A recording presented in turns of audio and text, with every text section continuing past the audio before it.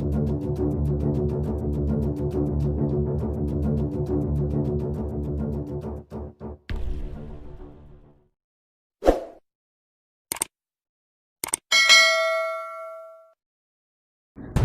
dengan Amerika, Cina bujuk ASEAN kerjasama tentang LCS.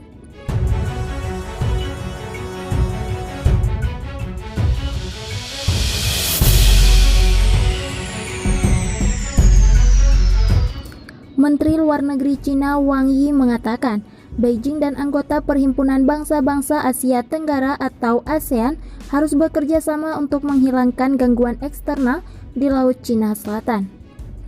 Tapi, melansir Reuters, Wang yang sedang berkunjung ke Malaysia sebagai bagian dari tur singkat Asia Tenggara tidak menjelaskan lebih lanjut pernyataan pada Selasa 13 Oktober 2020 tersebut di Kuala Lumpur itu.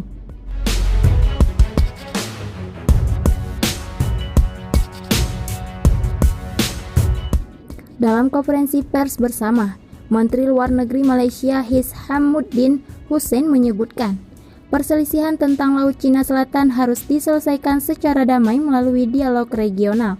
Cina yang selama bertahun-tahun terjebak dalam sengketa maritim dengan negara-negara pesisir lainnya di Laut Cina Selatan dalam beberapa bulan terakhir, telah mengadakan latihan militer di bagian-bagian yang disengketakan.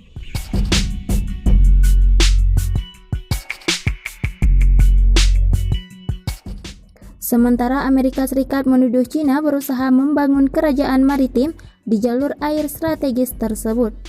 ASEAN dan Indonesia harus netral. Presiden RI ke-6 Susilo Bambang Yudhoyono mengingatkan agar negara-negara di kawasan Asia Tenggara termasuk Indonesia dapat bersikap netral di dalam menjalin hubungan kerjasama dengan Amerika Serikat dan Cina.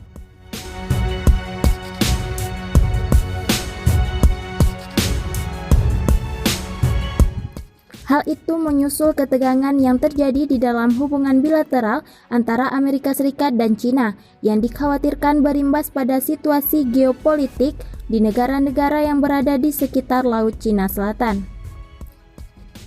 ASEAN akan lebih stabil jika keseimbangan tetap terjadi di kawasan ini, ungkap SBY saat menjadi pembicara pada UNSW ASEAN Conference 2020 Minggu 11 Oktober 2020 seperti dilansir dari tribunnews.com.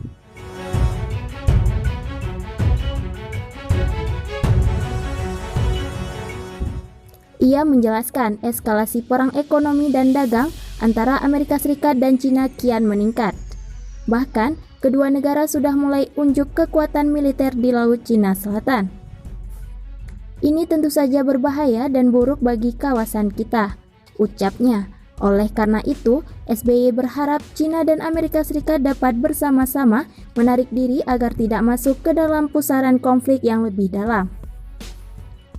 Pasalnya, ia menilai, jika sampai kedua negara adu kekuatan hingga ke level militer, kondisi itu sangat berbahaya.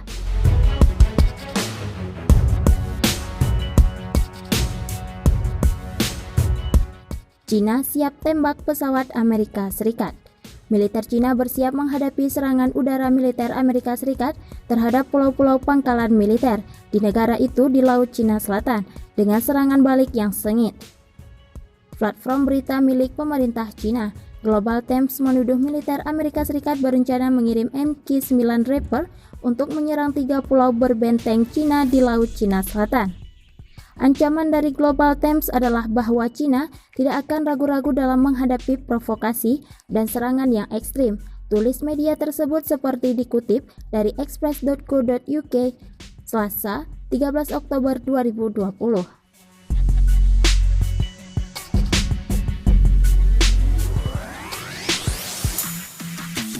Media propaganda yang dikelola Partai Komunis itu menambahkan, jika Washington ingin mencoba peruntungannya, militer Cina dan rakyat Cina pasti akan menghadapi tantangan dan berjuang sampai akhir.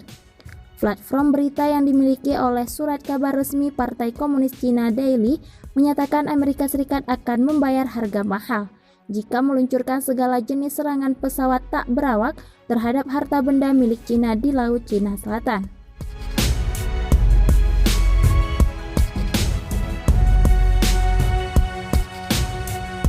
The Global Times menyatakan, kita harus memperingatkan pihak Amerika Serikat bahwa menyerang kepulauan Nasha Cina atau target Cina lainnya menggunakan drone MQ-9 Reaper adalah tindakan perang. Tentara Pembebasan Rakyat Cina, PLA, pasti akan melawan, menyebabkan militer Amerika Serikat membayar mahal.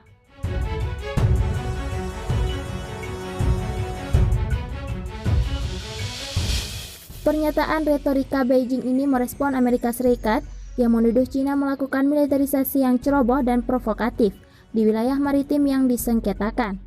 Situs berita tersebut mengklaim pemerintahan Trump mungkin mencoba untuk meningkatkan kampanye agar ia terpilih kembali dengan menciptakan krisis militer. The Global Times menyatakan, tanggapan Cina adalah serangan keras para penyerang dan ajari mereka pelajaran yang tidak akan pernah mereka lupakan. Sebelumnya, otoritas Malaysia menghentikan 6 kapal penangkap ikan Cina di teritorial negeri itu akhir pekan kemarin. Ditulis CNN Internasional Senin 12 Oktober 2020, langkah ini dilakukan seiring makin meningkatnya kehadiran Beijing di seluruh kawasan Laut Cina Selatan.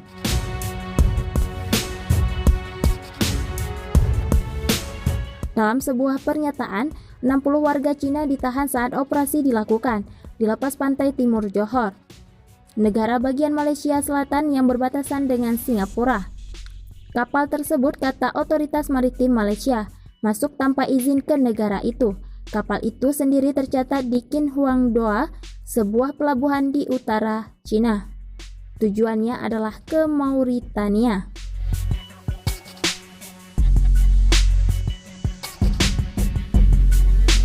Cina dikutip dari Channel News Asia, meminta Malaysia menyelidiki dengan adil kasus-kasus yang terkait nelayan Cina, termasuk melindungi hak dan kepentingan yang sah dari warga Cina yang terlibat. Sejak 2016 sampai 2019, Malaysia mencatat ada 89 gangguan penjaga pantai dan kapal angkatan laut Cina. Penangkapan kali ini bertepatan dengan kunjungan Menteri Luar Negeri Cina Wang Yi ke negara-negara Asia Tenggara, termasuk Malaysia.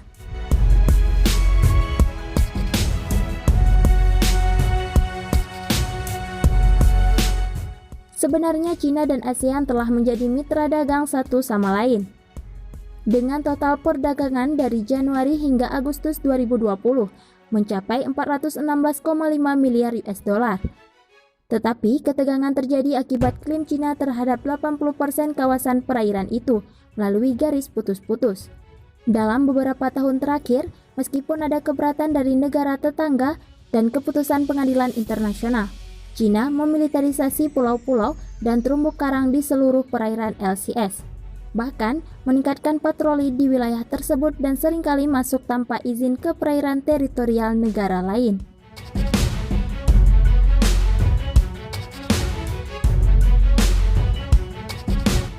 Banyak yang mengaitkan ini dengan kekayaan alam yang dimiliki LCS. Menurut berbagai sumber yang ada, kekayaan alam LCS termasuk cadangan migas yang besar, ikan hingga logam tanah jarang atau rare earth element yang aplikasinya banyak untuk industri hilir berteknologi tinggi. Menurut CFR, di LCS ada sekitar 900 triliun kaki kubik gas alam. Angka ini tentunya sangat fantastis. Jika memang benar cadangan gas yang ada mencapai sebanyak itu, maka LCS memang wilayah yang kaya sumber daya alam.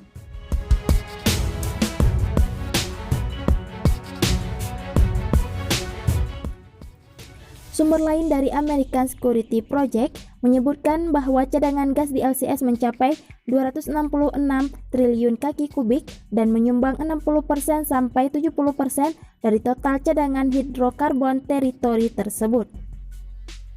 Tak hanya estimasi cadangan gas saja yang beragam, tetapi juga berlaku untuk cadangan minyaknya. Ada yang memperkirakan cadangan minyak LCS mencapai 7,7 miliar barel.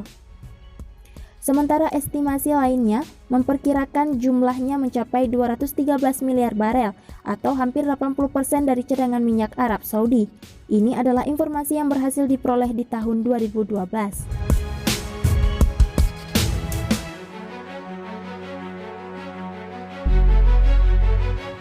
Beralih ke komoditas pangannya, LCS juga menyimpan kekayaan ikan yang tak ternilai harganya. Pada 2012, Departemen Lingkungan dan Sumber Daya Alam Filipina menyebutkan bahwa LCS memiliki sepertiga dari total keanekaragaman laut di dunia, yang berkontribusi terhadap 10% dari total tangkapan ikan di planet bumi.